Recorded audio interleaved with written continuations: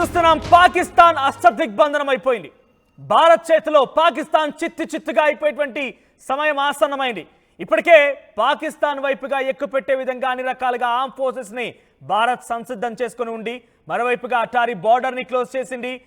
పరివాహక ప్రాంతాల్లో, ముఖ్యంగా సరిహద్దు ప్రాంతాల్లో అందరినీ కూడా అలర్ట్ చేసింది. సరిహద్దు ప్రాంతాల ప్రజల్ని, రైతులందరూ కూడా అక్కడి నుంచి సేఫ్ జోన్ తరలించే విధంగా ప్రయత్నం చేస్తోంది. పంట పొలాలని, పంట మొత్తాన్ని కూడా తీసుకోవాల్సిందిగా ఆదేశాలు జారీ చేసింది. ఒకవైపు ఎయిర్వేస్ వైపుగా కూడా గగనతలం నుంచి ఏమి రాకుండా పాకిస్తాన్ అడ్డుకుంటే, అంతకు మించినటువంటి సంసిద్ధతతో భారత్ కూడా సిద్ధమైపోయింది. ఇక మిగిలిందల్లా పూర్తిగా తీర ప్రాంతం. ఇప్పుడు ఆ తీర ప్రాంతాన్ని కూడా పూర్తిగా పాకిస్తాన్ వైపుగా అన్ని రకాలుగా ఎక్కుపెట్టేసింది భారత్ ఆర్మీ. భారత్ నేవీ పూర్తిగా అరేబియన్ సముద్రాన్ని ఆధీనంలోకి తీసుకుంది. నౌక విధ్వంసక క్షిపణులను పరీక్షించేందుకు నేవీ సిద్ధమైంది. జలాంతర్గాముల్లో, సబ్మెరైన్లో సిద్ధం చేసి పెట్టుంది. నిర్భయ్, బ్రహ్మోస్ క్షిపణులను కూడా సిద్ధం చేసి ఉంచింది. లాంగ్ రేంజ్ అంటే సుమారుగా 1000-2000 కిలోమీటర్ల దూరంలో ఉన్నటువంటి ఆ టార్గెట్ కూడా రీచ్ కాగలేటువంటి లక్ష్యాలను ఛేదించేందుకు స్కెచ్ వేసింది. పెద్ద ఎత్తున యుద్ధ నౌకలు మోహరించి ఉన్నాయి. తీర ప్రాంతం వెంట మొత్తం కూడా జలాంతర్గాములు, రాడార్లతో సిద్ధంగా ఉన్నారు. INS Surat, INS Vikrant, INS సాగర్లు కూడా సిద్ధమై ఉన్నాయి. ఇండియన్ నేవీ రేంజ్ లో ప్రస్తుతం కరాచీ, పాక్ తీర ప్రాంతాలు ఉన్నాయి. ఇండియన్ నేవీ రేంజ్ లో ఇవన్నీ ఉన్నాయంటే ఒకసారి ఈసారి పాసిబుల్ నావీ సంబంధించి ఏ రకంగా ఉండబోతుందో మ్యాప్ ప్లే చేసే ప్రయత్నం చేయండి. ఒకసారి మ్యాప్ తీసుకోండి. So present Karachi India range లో ఉంది. ఒక్కసారి గనక అన్ని రకాలుగా సిద్ధమైపోయి సిగ్నల్ గనక వస్తే, ఆ మిసైల్ గనక జలాంతర్గాం నుంచి వదిలిపెడితే గనక పాకిస్తాన్ సగం మ్యాప్ ఎగిరిపోవడం ఖాయం. కరాచీ భారత్ రేంజ్ లో ఉంది. మరోవైపుగా పాకిస్తాన్ హైదరాబాద్ నగరాలపైన కూడా ప్రధానంగా ఫోకస్ పెట్టింది. పాకిస్తాన్ లో కూడా ఒక హైదరాబాద్ ఉంది, అక్కడి హైదరాబాద్ పైన కూడా ఫోకస్ పెట్టింది భారత్. సో ఇవన్నీ కూడా మన టార్గెట్ రేంజ్ లో ఉన్నాయి. ఒక్కసారి గనక వాళ్ళు ఇదే విధంగా ఇంకా కవ్వింపు చర్యలకు పాల్పడుతూ, పిచ్చి పిచ్చిగా కారు కూతలు కూస్తూ, ఇంకా ఏదైనా హెచ్చరికలు గనక పాల్పడుతూ, ఇవే గనక కవ్వింపు చర్యలు కొనసాగితే, ఇవే దాడులు కనుక కొనసాగితే, ఒక్కసారి ఇక్కడి నుంచి కనుక ఆ మిసైల్ వదిలేస్తే, ఇక రాసి పెట్టుకోండి, కరాచీ అనేది పూర్తిగా పాకిస్తాన్ సగభాగం వరకు ఉన్నటువంటి కరాచీ, హైదరాబాద్, పాకిస్తాన్ హైదరాబాద్ మొత్తం కూడా చెల్లాచెదరైపోవడం ఖాయంగా కనబడుతోంది. అరేబియా సముద్రాన్ని మొత్తాన్ని కూడా అండర్ కంట్రోల్కి తీసుకొచ్చుకున్నారంటే ఎటువంటి సినారియో కొనసాగుతుంది అర్థం చేసుకోండి. ఇక నౌక విధ్వంసక క్షిపణులను కూడా నావీ పరీక్షించింది.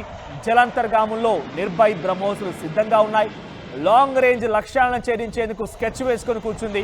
ప్రస్తుతం అక్కడ యుద్ధ నౌకలు, జలాంతర్గాములు, రాడార్లు కూడా మోహరించి ఉన్నాయి.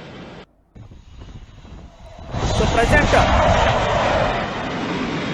ఒకసారి దానికి సంబంధించి ఒకసారి దృశ్యాలను, శబ్దాలను, ఎందుకంటే ఈ శబ్దం విన్నప్పుడల్లా భారత ప్రజల్లో ఒక రకమైనటువంటి ఒక సంతోషం వ్యక్తమవుతుంది. ఇదే శబ్దం పాకిస్తాన్ కూడా త్వరలో వినిపించబోతున్నాం. ఒకసారి శబ్దాలను విందాం.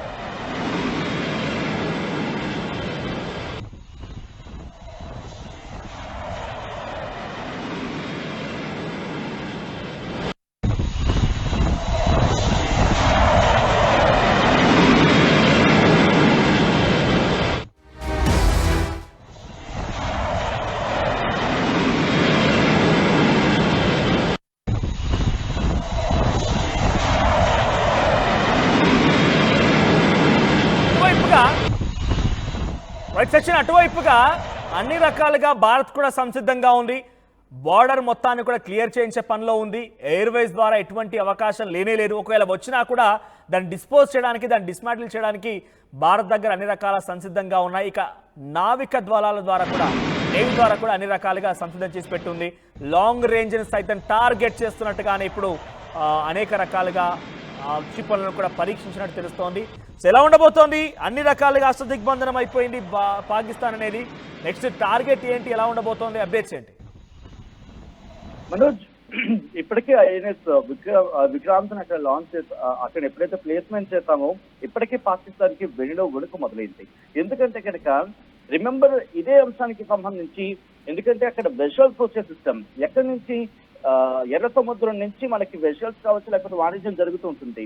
మరీ ముఖ్యంగా పాకిస్తాన్ కి ఫ్యూయల్ కావచ్చు, లేకపోతే ఏవైనా సరఫరా కావచ్చు, రవాణా కావచ్చు జరగాలంటే కనుక అరేబియా సముద్రం మాత్రమే వాళ్ళకి దిక్కుంది. దానికి మినహా వాళ్ళకి పెద్ద ఆప్షన్ ఏం కనిపించట్లేదు. సో అక్కడ వాళ్ళ మీద మనం మిసైల్స్ అనవసరంగా ఖర్చు చేయాల్సిన అవసరం కూడా లేదు. ఈ మాట నేను ఎందుకు అంటున్నానంటే కనుక జస్ట్ విక్రమ్ అక్కడ అడ్డు పెడితే చాలు, వెషల్స్ వెళ్ళి ఈ వాళ్ళకి మరి ముఖ్యంగా అరేబియా సముద్రం గుండా పాకిస్తాన్ లోకి కనీసం ఒక చుక్క పెట్రోల్ కావచ్చు, డీజిల్ కావచ్చు, ఏది వెళ్ళదు. సో ఆటోమేటిక్ గా ఆగిపోతుంది. ఇప్పుడు విక్రమ్ ని పెట్టినప్పుడే భయపడిపోతోంది, విక్రాంత్ ని పెట్టిన సందర్భంలోనే భయపడిపోతోంది. అలాంటిది ఇంకా మిషన్స్ మనకు అక్కడ వెళ్తున్న పరిస్థితి. ఈ రోజు మనం కొద్దిసేపు మీరు అన్నట్టుగా ఇక్కడ క్షిపణి ప్రయోగాలు కావచ్చు, వీటన్నిటిని చూసుకుంటే, ఎందుకంటే ఎటువంటి సిచ్యువేషన్ కైనా మేము సిద్ధంగా ఉన్నామంటూ 2 రోజుల క్రితమే చెప్పుకొచ్చింది. అరేబియా సముద్రంలో నౌకరును విధ్వంసం సృష్టించడానికి ఒకవేళ అటు వస్తే కనుక, ఎందుకంటే వాళ్ళకి ఏమైనా సపోర్ట్ గా రావాల్సి వస్తే ఇటు నుంచే రావాలి. మనం చదరంగం ఆడినప్పుడు చూస్తూ ఉంటాం, రాజు అడుగులు వేశాడు. ఎందుకు రాజు ఒక అడుగు ఇటు, ఒక అడుగు అటు, ఒక అడుగు ముందుకు, ఒక అడుగు వెనక్కి వేయగలడు. కానీ రాజుకి ఎక్కడా కదలకుండా అవకాశం కల్పించాలంటే పూర్తిగా ముందు అష్టదిగ్బంధనం చేయాలి. ఆ తర్వాత మాత్రమే రాజు చెక్ పెట్టగలం. లేకపోతే రాజు ఎక్కడైనా కదలగలిగే ఛాన్స్ ఉంటే కనుక తప్పించుకునే అవకాశం ఉంటుంది, మిగిలిన సైన్యం వస్తూ ఉంటుంది. సో చదరంగంలో ఎటువంటి పావన్ అయితే కలుపుతూ ఉంటారో భారత్ కూడా ప్రస్తుతం అటువంటి అడుగులు మాత్రమే వేస్తోంది. అందులో భాగంగానే అరేబియా సముద్రాన్ని పూర్తిగా దిగ్బంధనం చేస్తోంది. ఎప్పుడైతే పహల్గామ్ లో ఘటన జరిగిందో అక్కడి నుంచి అరేబియా సముద్రం మీద కాన్సన్ట్రేషన్ చేస్తుంది. కానీ రిమెంబర్, ఇంతవరకు ఒక అటాక్ కూడా చేయలేదు. ఎందుకంటే ఇండైరెక్ట్ గా చెప్తోంది అండ్ డైరెక్ట్ గా వేరే ప్లాన్ తో వెళ్తాం. వాటి గురించి మనం మాట్లాడుకుంటే కాస్త మన ప్లాన్స్ రివీల్ అయ్యే అవకాశం ఉంటుంది. కాబట్టి ఇక్కడ నేను వాటి గురించి ప్రస్తావించాలనుకోవట్లేదు. బట్ ఈ రోజు క్షిపణి ప్రయోగానికి సంబంధించి మాట్లాడుకున్న సందర్భంలో ఈ క్షిపణి ప్రయోగాలకు సంబంధించి మాట్లాడుకున్న సందర్భంలో ఒక హింట్ ఏమంటే, ఎటువంటి దాడికైనా మేము సిద్ధం. అట్ ద సేమ్ టైం 2 రోజుల నుంచి వాళ్ళ పిచ్చి ప్రలాపన వినిపిస్తోంది. ఏమని, నాకు దగ్గర న్యూక్లియర్ వెపన్స్ ఉన్నాయి, న్యూక్లియర్ ని ఫెయిల్ చేస్తామంటూ. నాకు కూడా ఇదే అనుమానం కలిగింది. ఇదే అనుమానం నేపథ్యంలో ఒకసారి ఎక్స్పర్ట్స్ కూడా మాట్లాడే ప్రయత్నం చేశాను. రైట్, న్యూక్లియర్ అటాక్ కనుక పాకిస్తాన్ తెగిస్తే మనం తట్టుకోగలమా అంటే ఎస్, మన దగ్గర ఆ సిస్టమ్ ఉంది. ఎలా అంటే యాంటీ మిసైల్ సిస్టమ్, వాటిని గాల్లోనే పేల్చేయగల ఇంటర్సెప్టర్ సిస్టమ్ మన దగ్గర ఉంది. వాటిని ప్రెసెంట్ అక్కడ యాక్టివేట్ చేయడం జరుగుతోంది. ఈ నేపథ్యంలో ఒక్కొక్కటిగా అటువైపుగా కదులుతున్నాయి. ఈ రోజు రాడార్ల నుంచి తప్పించుకోవడానికి నీటి మీద అతి తక్కువ ఎత్తులో వచ్చే డ్రోన్లు కావచ్చు, క్షిపణులు కావచ్చు, వాటిని సీ స్కిమ్మింగ్ టార్గెట్స్ గా చెప్తూ ఉంటారు. వాటికి సంబంధించి కూడా ప్రెసెంట్ కాన్సన్ట్రేషన్ చేయడం జరుగుతోంది. దాంతో పాటు జరుగుతున్న పరిణామాల నేపథ్యంలో యాంటీ షిప్ మిజైల్స్ ని ఈ రోజు ప్రయోగించింది భారత్.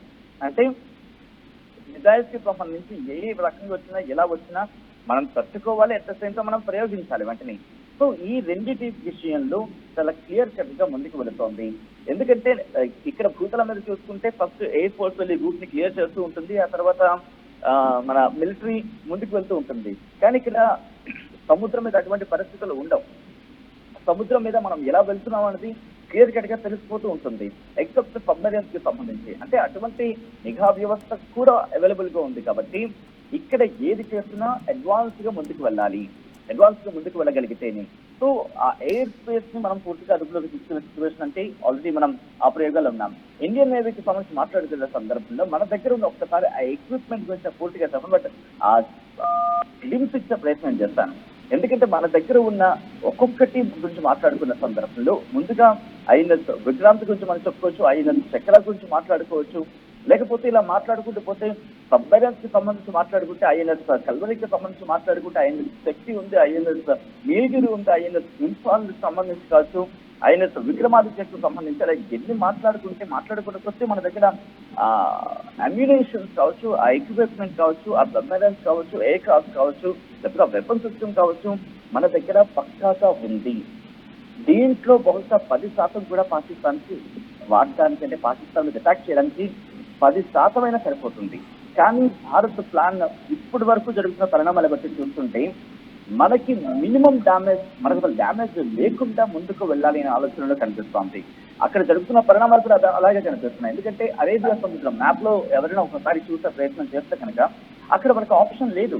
ఎందుకంటే కరాచీ కావచ్చు, గ్వాదర్ ఎయిర్పోర్ట్ కావచ్చు, వాళ్ళకున్న ఆప్షన్ ఆ 2 మాత్రమే అక్కడ ఉన్నాయి అరేబియా సముద్రానికి సంబంధించి. ఎందుకంటే గల్ఫ్ ఆఫ్ ఓమన్ కువైట్ నుంచి వచ్చినా లేకపోతే ఎటువైపు నుంచి అయినా అది కూడా జస్ట్ కార్నర్ మాత్రమే. వాళ్ళకి ఏమైనా ఎక్కడి నుంచైనా రావాలనుకుంటే కొన్ని సౌదీ అరేబియా నుంచో లేకపోతే ఇటు ఈజిప్ట్ నుంచో లేకపోతే అటువైపు నుంచో ఆ సందులోంచే రావాలి. ఏది గల్ఫ్ ఆఫ్ అదనంగా మాట్లాడుకుని ఎర్ర సముద్రం నుంచి వచ్చే ఆ సూయజ్ కెనాల్ కావచ్చు, ఆ వే ఉంది కదా, అక్కడి నుంచి వచ్చి ఇటు అరేబియా సముద్రంలోకి వచ్చిన తర్వాత మాత్రమే వాళ్ళు ఇక్కడికి చేరుకోవాలి. సో ఇప్పుడు ఐఎన్ఎస్ విక్రమాదిత్యని కావచ్చు, ఐఎన్ఎస్ విక్రాంత్ని కావచ్చు, లేకపోతే ఐఎన్ఎస్ సూరత్ ని కావచ్చు, సూరత్ కి సంబంధించి ప్రయోగాలు ఆల్రెడీ జరిగింది. ఇప్పుడు వాటిని మళ్ళీ వేగవంతం చేస్తా ఉంది. సో ఇక్కడ బ్లాకేజ్ సృష్టించగలిగితేనే మనం ముందుకు వెళ్ళగలం అనేది మనకు క్లియర్ కట్ అడుగులు అయితే ఉన్నాయి. సో దాన్ని పట్టుకుని ముందుకు వెళ్తుంది. అరేబియా సముద్రంలో యాంటీ షిప్ మిసైల్స్ ని ప్రయోగించడం వెనకాల కారణం కూడా ఇదే. ఎందుకంటే ఆ సన్నద్ధత, యుద్ధ సన్నద్ధత అనేది మనకి చాలా విరివిగా వింటూ ఉంటాం ఈ సందర్భంలో. అలాంటిది ఒక నౌక విధ్వంసానికి సంబంధించి అంటే ఎటువంటి పరిస్థితులను ఎదుర్కోవడానికి సిద్ధంగా చెప్పి ప్రకటించడంతో పాటు అరేబియా సముద్రంలో నౌక విధ్వంసక క్షిపణిగా చెప్పుకుని ఈ ప్రయోగాన్ని ఇక్కడ అసలు అంటే ఏ రకంగా ఉండబోతోంది, ఇక్కడ నావీ దళాలు ఏ రకంగా అటాక్ చేయబోతుందో కొంచెం వివరించే ప్రయత్నం చేస్తాను. ఇక్కడ ఆర్టీవీ స్క్రీన్ పైన మీకు మ్యాప్ కనబడుతోంది. ఇక్కడ మ్యాప్ లో చూస్తే ఇక్కడ కరాచీ చూడండి, పాకిస్తాన్ లో చాలా దిగువన గ్రీన్ కలర్ లో కనిపించినంత పాకిస్తాన్, దానికి దిగువన కరాచీ ఉంది.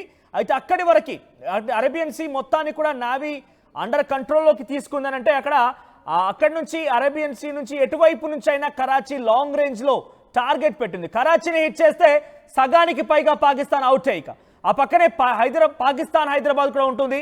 పాకిస్తాన్ హైదరాబాద్ ని కూడా టార్గెట్ చేసి ఉంచిందనంటే ఇటు అరేబియన్ సీ మొత్తం నావీ కంట్రోల్లో ఉంది. రెండు టార్గెట్ చేసి ఉంచారు అంటే చాలా క్లియర్ గా కోస్టల్ ఏరియా అంతా కూడా పాకిస్తాన్కి కోస్టల్ ఏరియా.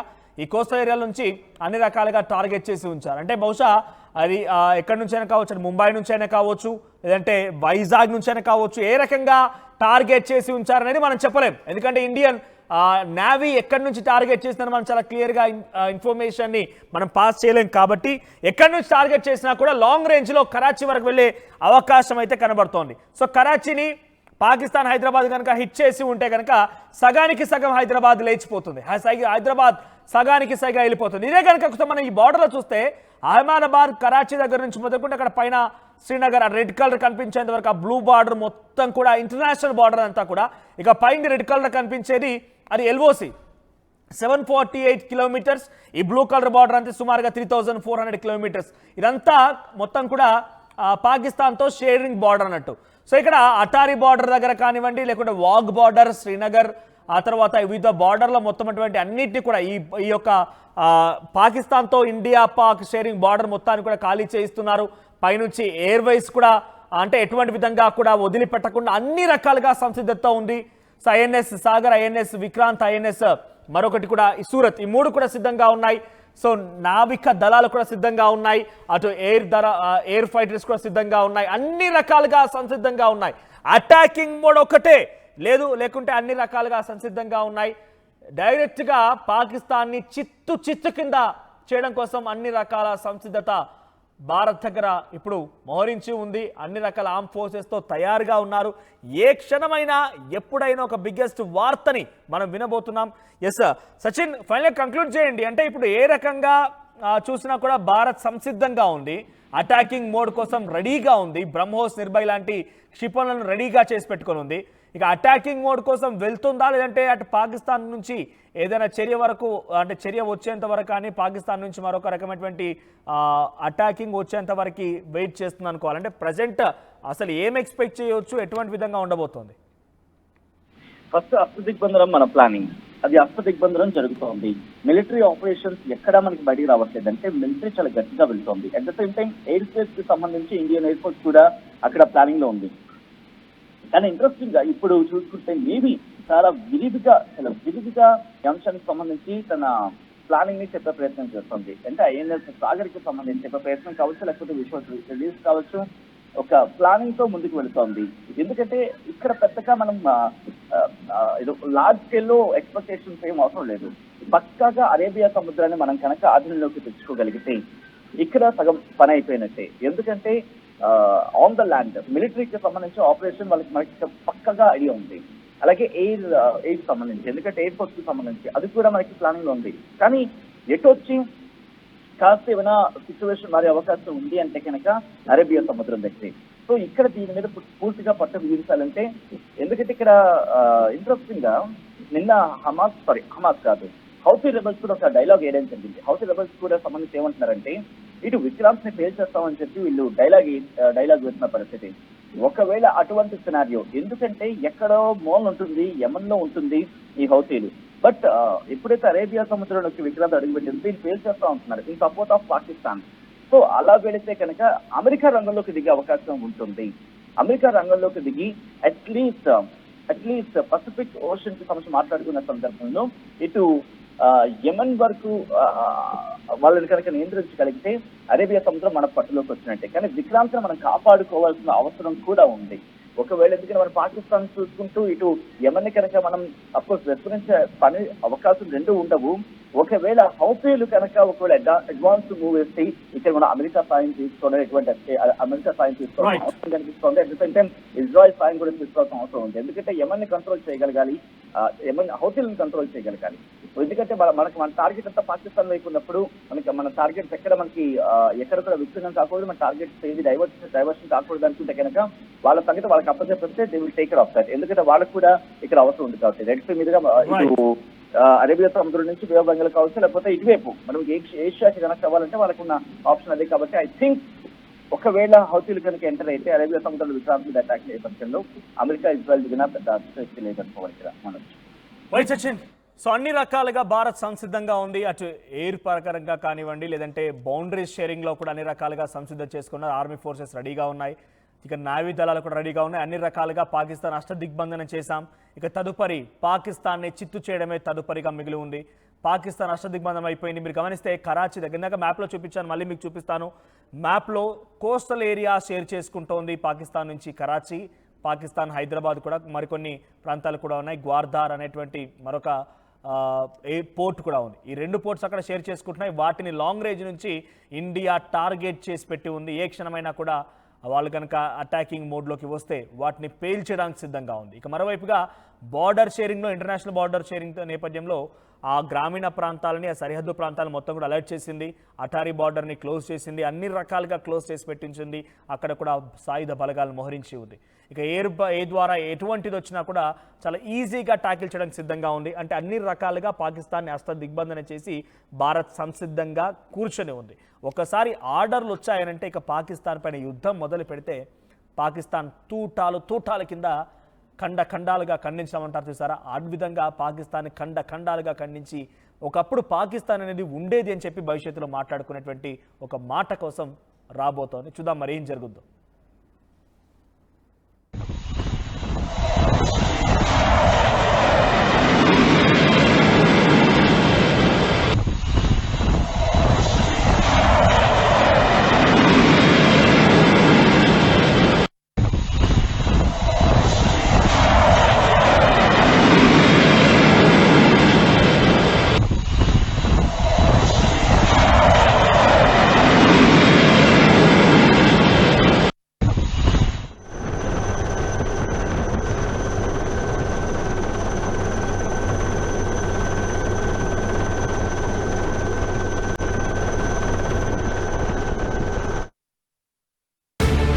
యూపీఎస్సీ సిఎస్సి 2024 ఫలితాల్లో 16కు పైగా ర్యాంకులు సాధించి ప్రభంజనం సృష్టించిన విష్ణు ఐఏఎస్ అకాడమీ విద్యార్థులు.